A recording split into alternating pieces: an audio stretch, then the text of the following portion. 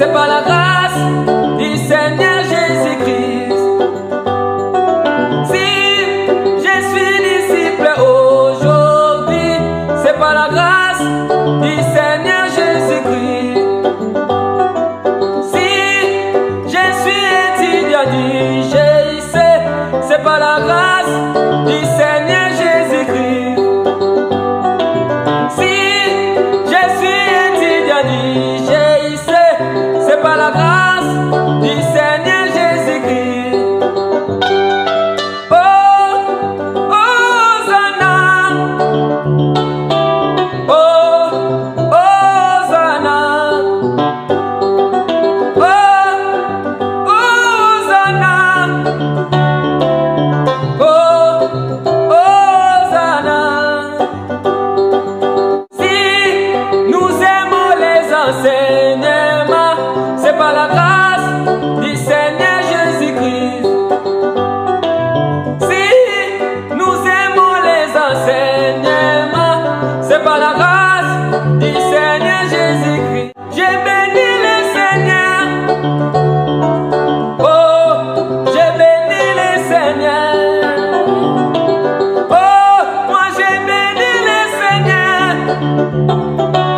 Oh, j'ai béni le Seigneur.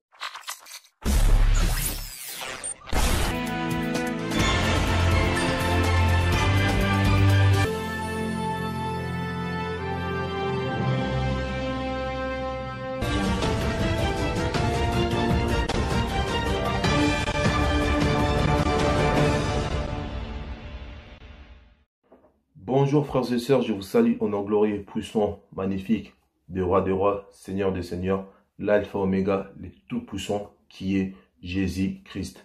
Mais voilà, avec un nouveau thème de l'esclavage à la liberté, à la liberté, à la vie. Mais attention frères et sœurs, je parle de l'esclavage en esprit et non de l'esclavage physique. Pourquoi l'esclavage? Frères et sœurs, beaucoup de nos frères, beaucoup de nos sœurs sont encore esclaves de l'esprit impur. Pourquoi je dis cela? Car il y en a qui se trouvent dans les situations de vol.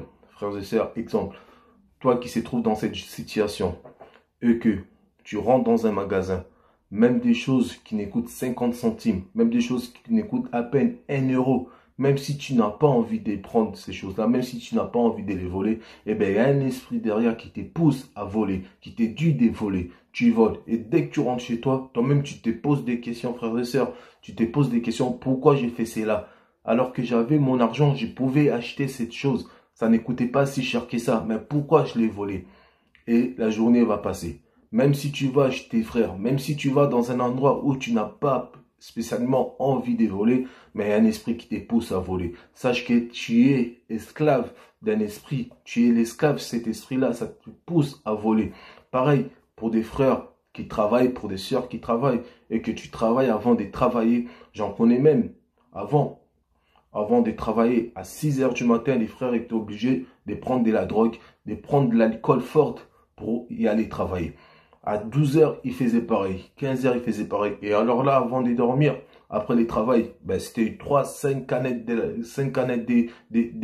bière pour qu'ils se sentent bien.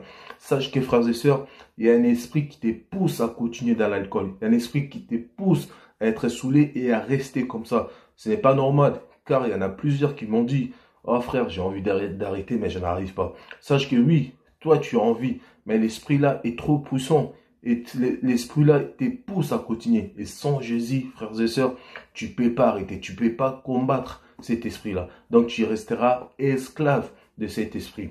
Il y en a encore plein d'autres. D'autres maris. Tu as ta femme à la maison. Tu vas ailleurs, tu cherches d'autres femmes. Tu trouves une femme, une maîtresse ailleurs qui a des enfants. Maintenant, tu prends tout ton salaire. Tu les donnes à cette femme. Mais dans ta maison, ta femme souffre. Dans ta maison, tes enfants manquent des chaussures. Dans ta maison, tes enfants manquent même les petits déjeuners, manquent à manger. Tu as envie d'arrêter cela. Mais tellement tu es dans l'obscurité, tu es dans les ténèbres, cet esprit-là te retient en esclave. Tu n'arrives pas à arrêter. Sache qu'il y a un esprit qui te retient esclave de ces choses.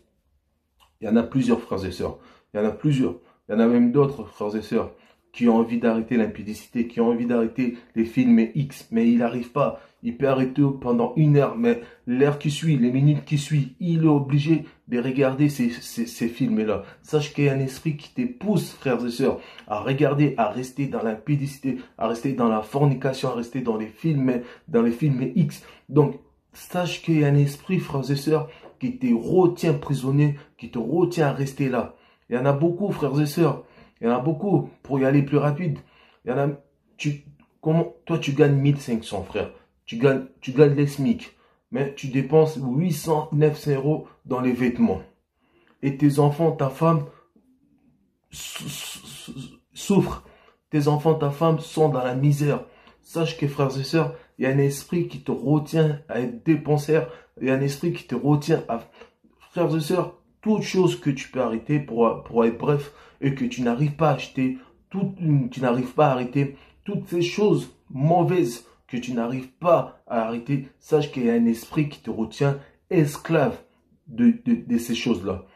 Donc voilà, c'est pour cela aujourd'hui nous allons parler de l'esclavage à la liberté, à la liberté, à la vie. Mais avant cela, frères et sœurs, j'aimerais éclaircir une chose. Dernièrement, je me trouvais chez moi, devant ma télé, je regardais une vidéo. Et dans la vidéo que je regardais, il y avait une dame, une disciple de Dieu, soi-disant une diaconesse. Et cette dame, elle a dit, elle causait dans ses vidéos. Mais il y a des phrases qui ont retenu mon attention. Et le Saint-Esprit m'a convaincu d'en parler, de témoigner, de parler de cette phrase qu'elle a dite. Elle a dit une chose. Elle a dit que Dieu nous a acceptés tels que nous étions, tels que nous sommes. Dieu nous a acceptés tels que nous sommes. Une. Deuxième chose, elle a dit, avec Dieu, nous vivons notre vie telle qu'elle était. Deux choses. C'est pour ça, frères et sœurs, et dans son église, il y avait des fidèles qui répondaient Amen. Il y a une chose que je voulais vous dire, frères et sœurs. Quand un serviteur de Dieu parle, ne soyez pas pressés de lui répondre Amen. Frères et sœurs, dire Amen ou ne pas dire Amen, cela n'est pas un péché. La bonne chose à faire, c'est prendre ton temps, prendre un temps de réflexion, des raisonnements, et là, tu peux comprendre ce qu'a dit les serviteurs, et là, tu peux répondre par la suite. Mais ne soyez pas pressés de répondre Amen à une chose que tu ne comprends pas. Sache que ces gens-là sont très dangereux, ils sont très malins, ils jouent avec les mots, frères et sœurs. Attention au jet des mots, c'est très compliqué. Frères et sœurs, Dieu nous acceptait pas comme nous sommes. C'est faux. Pourquoi? Le frère Armando tel qu'il était, impudique, il était dans la fornication. Dieu ne l'a pas accepté tel qu'il était. Moi, ici, je vous parle, j'ai été semblable à ces choses-là. Dieu ne m'a pas accepté tel que je suis, frères et sœurs. Pourquoi? Il y a une chose, il y a une différence. Dieu nous appelle tel que nous sommes, mais il ne nous acceptait pas tel que nous sommes. C'est faux. Si Dieu nous acceptait tel que nous sommes, à quoi sert les brisements des Saint-Esprit? On devait rester comme on était, encore dans l'impudicité. Vous voyez? Faites attention avec les jeux des mots, frères et sœurs. Dieu ne nous acceptait pas comme nous sommes, mais Dieu nous appelle tel que nous sommes à venir. Et elle a dit des choses. La deuxième chose, elle a dit, c'était quoi? Elle a dit que nous vivons notre vie, nous vivons notre vie d'avant, telle qu'elle était. Voilà, telle qu'elle était. Frères et sœurs, faux, archi faux. Dieu nous appelle tel que nous sommes et ensuite il nous transforme.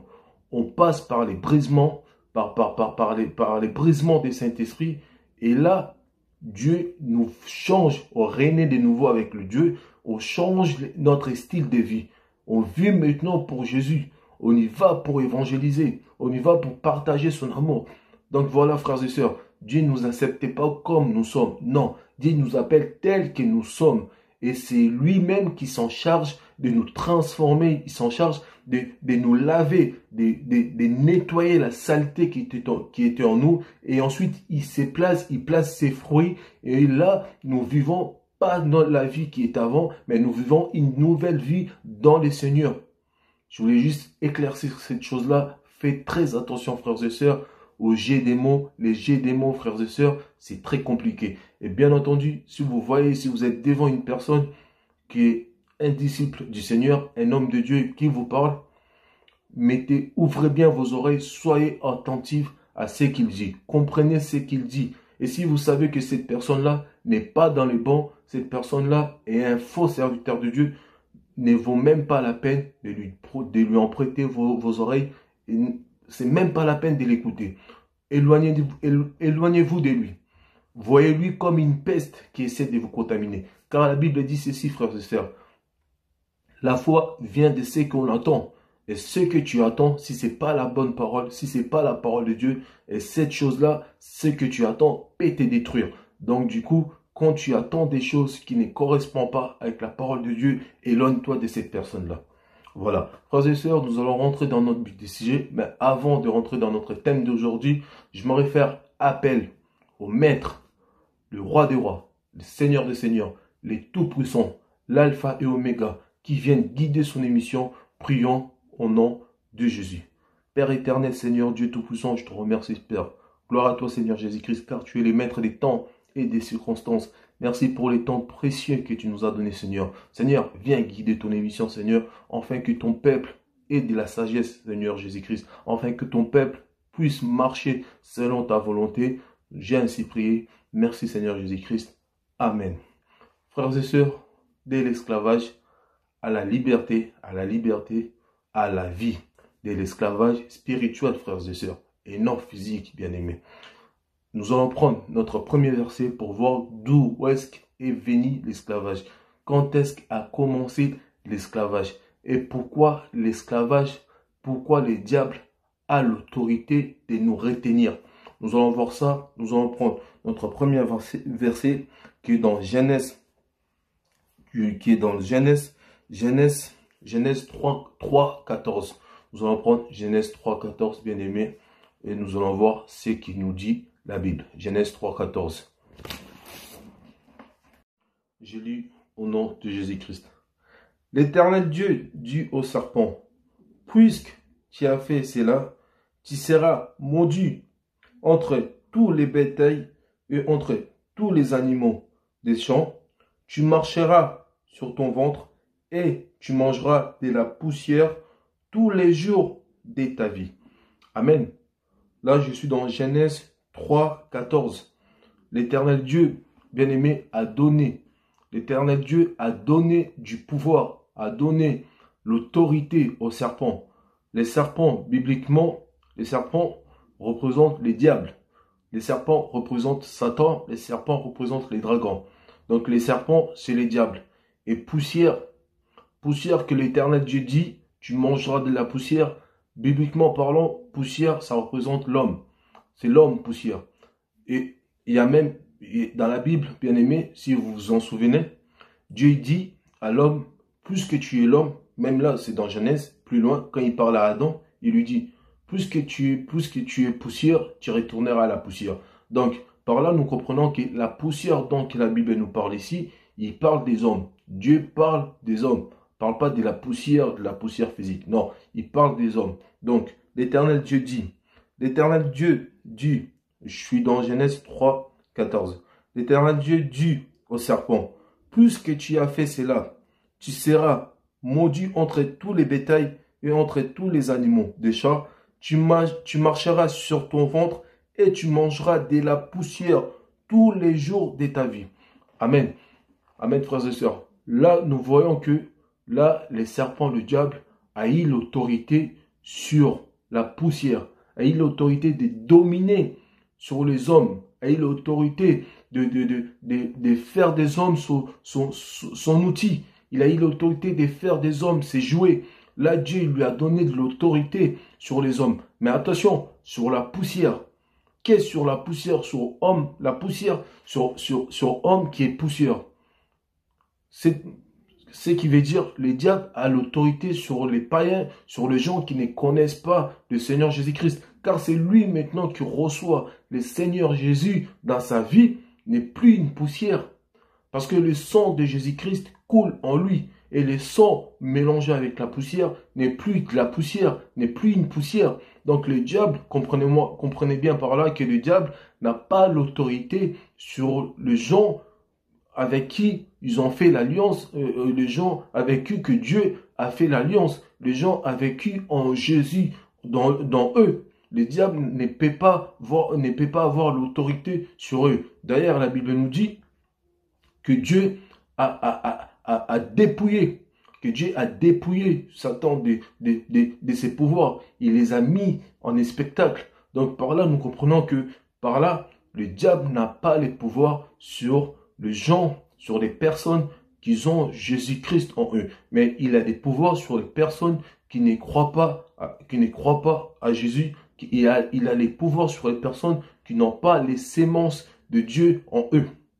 Donc voilà, c'est par là qu'ils répondent à notre question que l'esclavage a commencé là, que Dieu a donné les pouvoirs au diable d'emprisonner, de faire des personnes, de faire des gens qui sont poussières, ses esclaves, de faire des gens qui sont poussières, ses prisonniers. Là, nous comprenons bien que c'est à partir des Genèse que Satan, le diable, a pris les pouvoirs de faire de ces gens, de faire des poussières, de faire des personnes, de faire des mondes, ces prisonniers. Voilà. Nous allons prendre notre deuxième verset qui se trouve en 1 Jean 3, 2. 1 Jean 3, 2, et nous allons voir qu'est-ce qu'il va nous dire la Bible. 1 Jean 3, 2. Non, 1 Jean 3, 2. 1 Jean 3, 2, et nous allons voir qu'est-ce qu'il nous dit la Bible. 1 Jean 3, 2, je lis au nom du Seigneur Jésus-Christ. Non, excusez-moi, c'est 1 Jean 3, 8. Excusez-moi, 1 Jean 3, 8. Je lis au nom de Jésus-Christ. Celui qui pêche est du diable, car le diable pêche. Car le diable péchait dès le commencement. Le Fils de Dieu a apparu afin de détruire les œuvres du diable. Je relis au nom de Jésus-Christ. Celui qui pêche est du diable, car le diable péchait dès le commencement. Le Fils de Dieu a apparu afin de détruire les œuvres du diable. Amen. Frères et sœurs, là nous voyons, la Bible nous dit, la Bible est claire, que celui qui pêche est du diable. Cela veut tout simplement dire, ça ne veut pas dire, ça ne veut pas dire, toi qui pêches directement, tu es un sorcier, c'est pour cela que tu pêches, tu es un marabout. Non, c'est comme il dit notre frère Armando, en fait, la Bible a sa façon de parler. C'est lui qui pêche et du diable, ça veut dire, c'est qui pêchent, c'est qui démerdent dans le péché. Il y a une différence, frères et sœurs. Pécher et démérer dans le péché. De la prison que moi je suis en train de parler, de l'esclavage que je suis en train de parler, c'est ce qui demeure dans le péché. Celui qui demeure dans le même péché et qui n'arrive pas à arrêter, donc est du diable. Par là, nous comprenons directement que le diable, l'esprit qui est derrière ces péchés, lui retient prisonnier, lui retient esclave. La Bible est claire, bien-aimé. C'est lui qui pêche et du diable. Donc, toi qui n'arrives pas à arrêter de voler, toi qui n'arrives pas à arrêter l'impudicité, toi qui n'arrives pas à arrêter la fornication, tu n'arrives pas à arrêter toutes ces choses semblables, sache que il y a un esprit qui te possède. Tu n'arrives pas à arrêter la cigarette. Il y en a même qui finissent 3 paquets par jour. 3 paquets de cigarettes par jour, c'est énorme. Il ne peut pas rester 5 minutes sans fumer. Chaque 5 minutes, il est là, il fume. Et il y a un esprit qui te retient esclave. Il y a un esprit qui te retient prisonnier dans ces choses. Comment expliquer? T'es avec ta femme à la maison, tu délaisses ta femme, tu vas chercher une maîtresse ailleurs et tout ton argent que tu travailles, tu les donnes à cette femme. Et dans ta maison, tes enfants mangent pas, tes enfants vivent dans la misère et tu as envie d'arrêter un moment, tu as pris conscience, tu as envie de t'en débarrasser, mais c'est tellement plus fort que toi que tu n'arrives pas. Mais sache qu'il y a un esprit derrière toi qui te retient esclave de cette chose, qui te retient esclave dans ces systèmes. Donc la Bible est claire, bien aimé.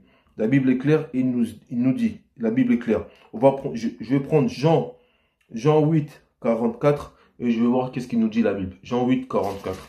Prenons Jean 8, 44, bien aimé. Je prends Jean 8, 44, je lis au nom de Jésus-Christ. Vous avez pour père les diables et vous voulez accomplir les désirs de votre père. Il a été meurtrier dès les commencements et il ne se tient pas dans la vérité parce qu'il n'y a pas de vérité en lui. Amen. Vous voyez, ceux qui commettent ces choses, la Bible nous dit ceux qui commettent ces choses font les désirs de leur père. Par là, nous comprenons que c'est le diable, c'est l'esprit impur qui est dans vous. Vous qui possédez ces choses, qui n'arrivent pas à arrêter l'alcool, qui n'arrivent pas à arrêter l'impudicité et que tu as envie d'arrêter, en fait, il y a un esprit. Tu es du diable parce que l'esprit, en fait, l'esprit du diable est en toi et il te retient prisonnier et tu ne peux pas t'en débarrasser, bien-aimé. Mais si tu reçois le Seigneur Jésus dans ta vie, là, tu peux t'en débarrasser. Là, le Seigneur Jésus-Christ va balayer tout ça, va éliminer tout ça vite fait. Parce que la Bible nous dit, il n'y a eu personne sur le ciel, personne sur la terre, ni sous la terre, qui a été digne de prendre le livre et de l'ouvrir. Ce qui veut dire, le Seigneur Jésus-Christ domine non seulement le ciel, domine non seulement sur la terre, même sous la terre. Il a l'autorité sur les anges et il domine les démons. Vous voyez? Donc, il n'y a que le Seigneur Jésus-Christ qui peut dérober, qui peut balayer tout ça. Donc, si le Seigneur Jésus n'est pas en toi, bien aimé, sache que cet esprit-là ne partira pas. Et tu vas rester esclave de cet esprit-là dans toi. Nous allons prendre notre verset pour finir pour finir dans l'esclavage. Nous allons prendre Jean 8, 34. Jean 8, 34 qui va nous expliquer, qui va encore plus nous détailler. Prenons Jean 8, 34. Je lis au nom de Jésus-Christ. En vérité, je vous le dis, leur répliqua Jésus. Quiconque se livre au péché est esclave du péché. Amen. Je relis, frères et sœurs. En vérité, je vous le dis, leur répliqua Jésus. Quiconque se livre au péché est esclave du péché. Amen. Frères et sœurs, voilà. Ça répond directement à notre question. Que celui qui se livre, toi qui es dans le péché et qui n'arrive pas à arrêter, frères et sœurs, tu n'arrives pas à arrêter l'impudicité, tu n'arrives pas à arrêter l'homosexualité, tu n'arrives pas à arrêter les vols, tu n'arrives pas à arrêter l'alcool, tu n'arrives pas à arrêter toutes ces choses mauvaises, toutes les choses qui ne donnent pas gloire au Seigneur. Sache qu'il y a un esprit qui te retient esclave, frères et sœurs. Donc cet esprit, il y a un esprit obligatoirement qui te retient l'esclave. Maintenant, frères et sœurs, nous allons voir comment devenir libre. Qui peut nous délivrer de cet esclavage? Qui peut nous sortir de l'esclave que nous sommes pour être libres? Nous allons prendre là Jean 8, 36. Jean 8, 36 qui va nous dire. Prenons Jean 8, 36. Jean 8, 36, bien aimé. Je vais prendre Jean 8, 36. Jean 8, 36. Je dis au nom de Jésus-Christ. Jean 8, 36, je lis au nom de Jésus-Christ. Si donc les fils vous affranchis, vous serez réellement libres. Amen. Voilà, frères et sœurs. Là, nous voyons directement qui peut nous délivrer de cette prison, qui peut nous délivrer de l'esclavage que nous sommes, qui peut délivrer ta vie, qui peut délivrer toi bien-aimé, dans les vols que tu n'arrives pas à arrêter, qui peut te délivrer, toi bien-aimé, à l'impudicité que tu n'arrives pas à t'arrêter, qui peut te délivrer, bien-aimé, à toutes ces choses que tu n'arrives pas à arrêter, qui peut te délivrer à l'esclavage, à l'esprit qui te retient l'esclave, à l'esprit qui te retient dans sa prison, qui peut te délivrer? Eh bien, Jean 8, 36 nous dit qui peut te délivrer, frères et sœurs. Ce n'est pas ton pasteur, frères et sœurs. Ce n'est pas ton apôtre. Ce n'est pas ton daddy, frères et sœurs. Ce n'est pas ton archibishop, frères et sœurs. Ce n'est pas lui qui peut te délivrer, frères et sœurs. Il n'y a qu'un seul homme qui peut te délivrer. Et c'est cet homme, la Bible nous dit qui c'est. Jean 8, 36. Si donc les fils vous affranchissent, vous serez réellement libres. Amen, frères et sœurs. Amen. Là, je vais prendre Marc 3, 35. Prenons Marc 3, 35 qui va compléter ça. Je vais prendre Marc 3, 35. Marc 3, 35. Marc 33, 5. Je lis au nom de Jésus-Christ. Je suis en Marc 3, 35. Car quiconque fait la volonté de Dieu, celui-là est mon frère, ma soeur et ma mère. Amen. Là, la Bible veut juste nous dire, frères et sœurs, c'est toi qui es esclave. Toi qui es esclave d'un esprit impur qui te retient. Tu n'es pas encore du Seigneur. Mais au moment que le Fils t'a franchi, Jésus t'a franchi, te délivre. Maintenant, tu fais la volonté de Dieu. Voilà pourquoi je dis tout à l'heure, la sœur donc qui disait que ouais, Dieu nous accepte. Dieu nous accepte il nous accepte tel qu'on est à faux. Parce que ce que nous étions avant, nous étions dans le monde. Dieu nous a appelés tel que nous étions, mais il nous a transformés. Voilà pourquoi les Écritures nous disent, car quiconque fait la volonté de Dieu, celui-là, il est mon frère. Donc directement, tu passes de l'esclavage à la liberté. Parce que Jésus t'a affranchi, tu es libre. Maintenant, tu es l'ami de Jésus-Christ. Tu es son frère. Car la Bible nous dit, quiconque fait la volonté de Dieu, celui-là est mon frère. Tu deviens directement, libre, frères et sœurs. Tu n'es plus enfermé. Prenons Romains 8.15. Romains 8.15, nous allons compléter ça avec Romains 8.15. Prenons Romains 8.15.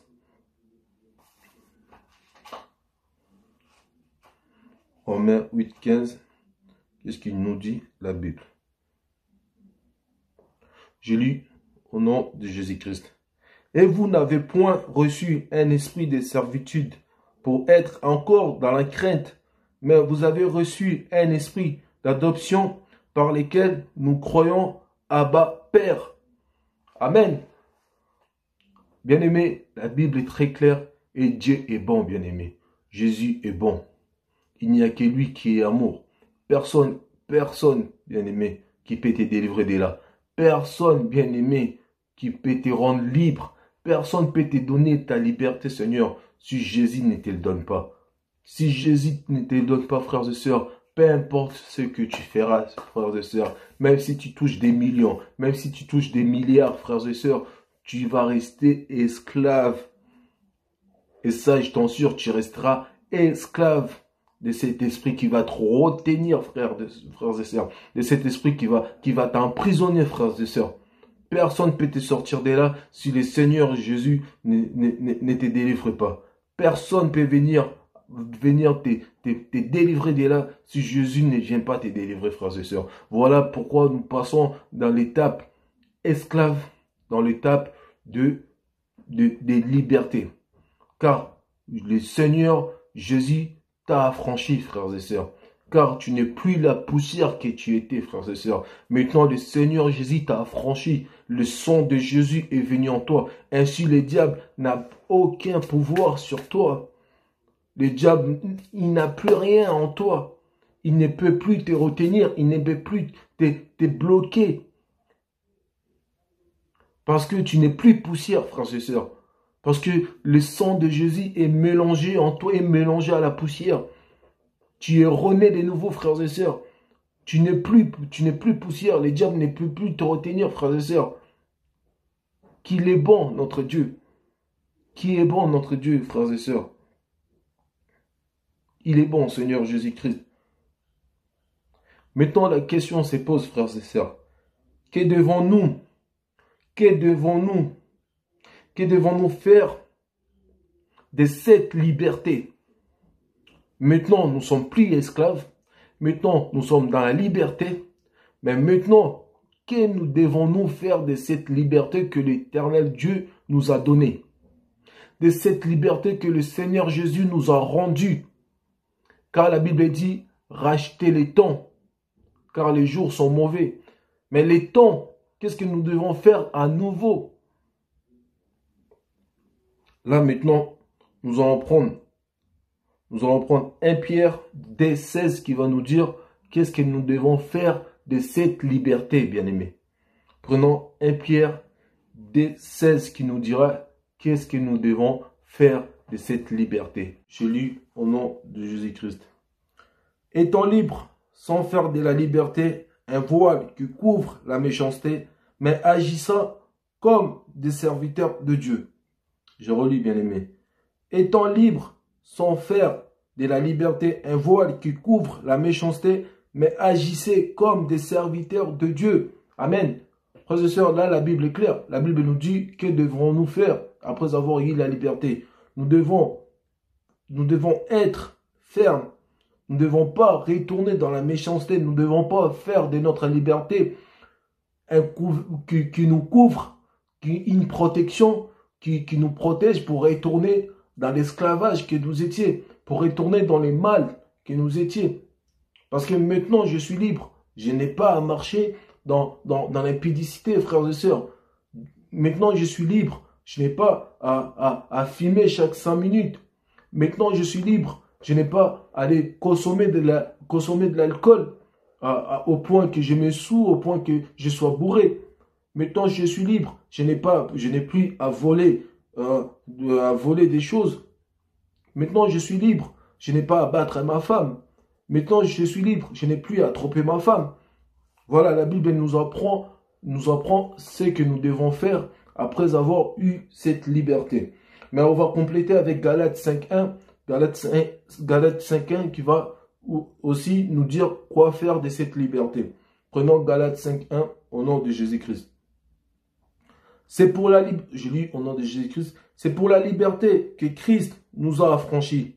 Demeurez donc ferme et ne vous laissez pas mettre de nouveau sous les joug de la servitude. Vous voyez? Sous les joug de la servitude. Donc la Bible nous dit que nous devons demeurer fermes maintenant. Nous devons être fermes de notre liberté que nous avons eue. Nous devons demeurer dans la liberté. Demeurer dans la liberté, cela veut tout simplement dire, frères et sœurs, je dois maintenant marcher dans les bons fruits. Je dois maintenant produire les bons fruits. Je dois maintenant rester ferme dans ma liberté. Ne plus retourner dans l'ancienne vie que j'ai été. Je dois continuer jour en jour. Je dois me renouveler. Je dois me mettre à jour tous les jours que je vis. Je dois faire un effort de faire des bonnes choses, de faire des bonnes actions, de marcher toujours dans la liberté pour rendre gloire au Seigneur, de marcher toujours dans la liberté pour que la lumière brille encore, pour que la lumière reste encore éveillée, pour que le Saint-Esprit agisse encore et encore. Voilà pourquoi nous devons rester fermes. Là, ça nous apprend, Galates 5.1, comment devons-nous marcher après avoir eu cette liberté. Voilà, avoir la liberté, c'est bien. Mais que devons-nous faire après d'avoir cette liberté? Devons-nous continuer à la vie que nous étions? Ça ne sert à rien. Parce que nous avons été libérés. Juste après la libération, nous continuons dans la vie qu'on était avant. Donc nous revenons encore esclaves des esprits impurs qui nous retenaient esclaves.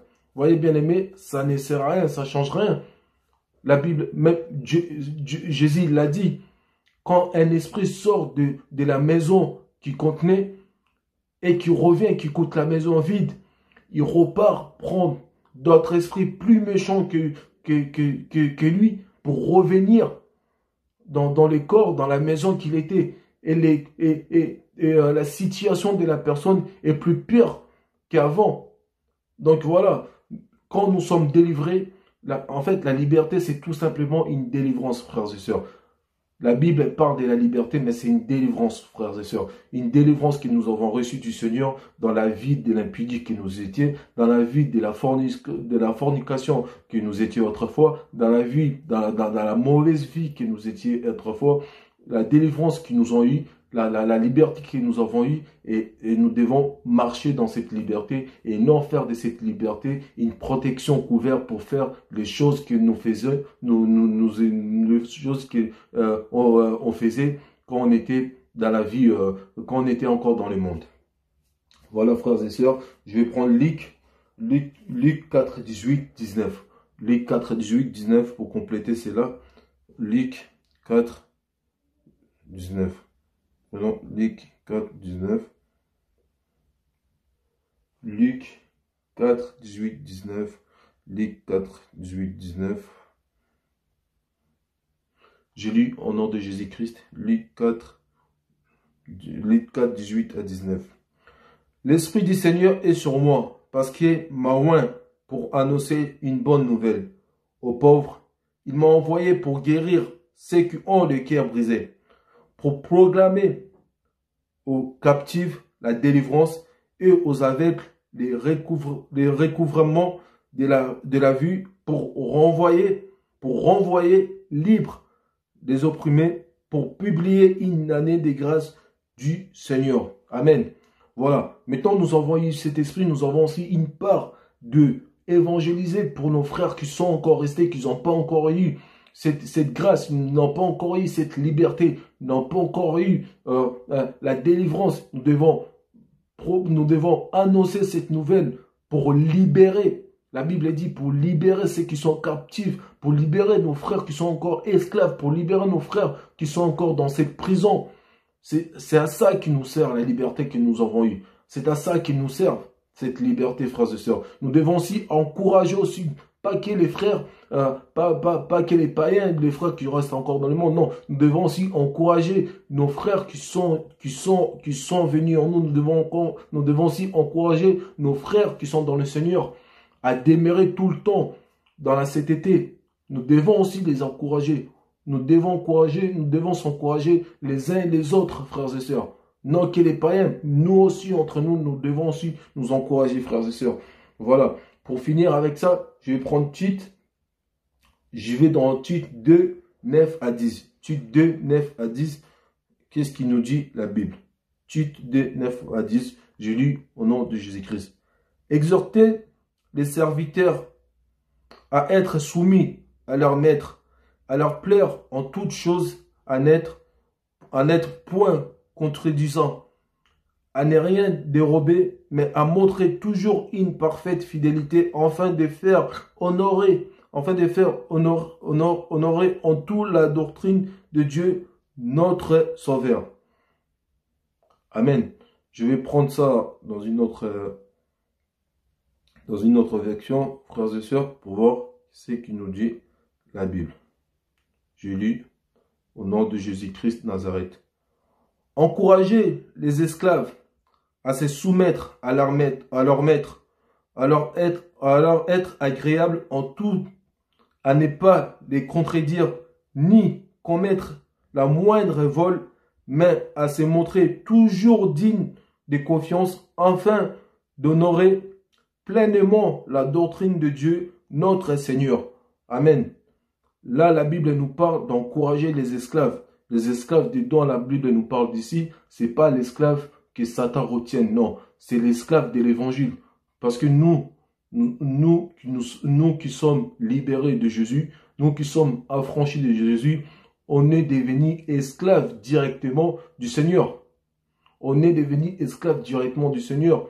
Donc, nous avons pour mission à obéir à notre maître. Tout simplement, le maître que la Bible nous parle d'ici, c'est du Seigneur Jésus-Christ. Nous devons encourager les esclaves. Nous devons encourager d'autres de nos frères à soumettre toujours à notre maître et à lui être agréable. Toujours. En fait, c'est ça le rôle d'être libre. C'est ça le rôle, bien aimé. Nous sommes libres pour appeler d'autres frères. Nous sommes libres pour libérer d'autres païens, libérer nos frères qui sont encore dans le monde. Nous sommes libres pour aussi encourager nos frères et sœurs qui sont déjà dans le Seigneur pour les encourager à se fortifier de jour en jour et à y aller devant, à y aller encore dans le Seigneur, à continuer de demeurer dans le Seigneur, à progresser dans les prières. Tout ça, en fait, nous sommes tous là pour s'encourager aussi, les uns comme les autres. Maintenant, la question se pose, frères et sœurs. Qu'est-ce qui nous promet la liberté? Elle nous promet quoi? C'est bien bon d'être libéré des esprits mauvais, d'être libéré du serpent, et ensuite de faire notre liberté à témoigner, à marcher dans la sainteté. Mais qu'est-ce qu'il nous promet? Il nous dit quoi? Il nous promet quoi, cette liberté?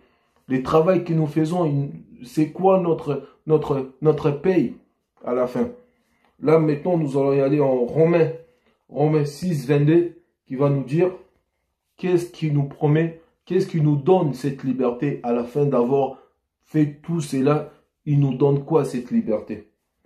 Je vais dans Romains 6, 22. Je lis au nom de Jésus-Christ. Mais maintenant, étant affranchis du péché et devenus esclaves de Dieu, vous avez pour fruit la sainteté et pour fin la vie éternelle. Amen. Bien-aimés, là, nous avons notre réponse. Qu'est-ce qui nous promet la liberté? Qu'est-ce qui nous a promis la liberté? Qu'est-ce qui nous a promis Dieu de tous ces travaux que nous faisons?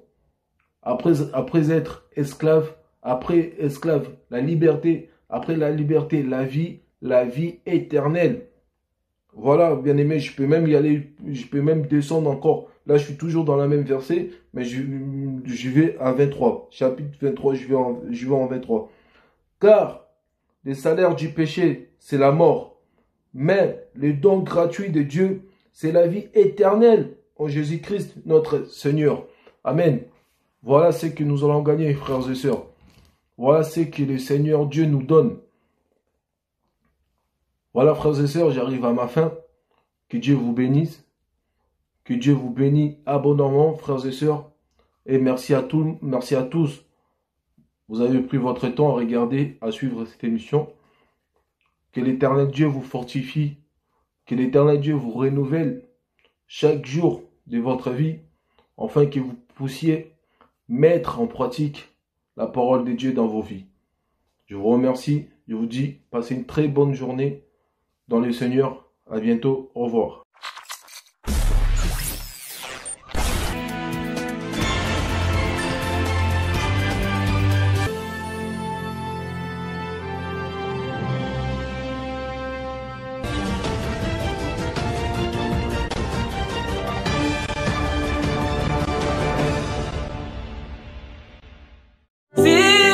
Je suis disciple aujourd'hui, c'est pas la grâce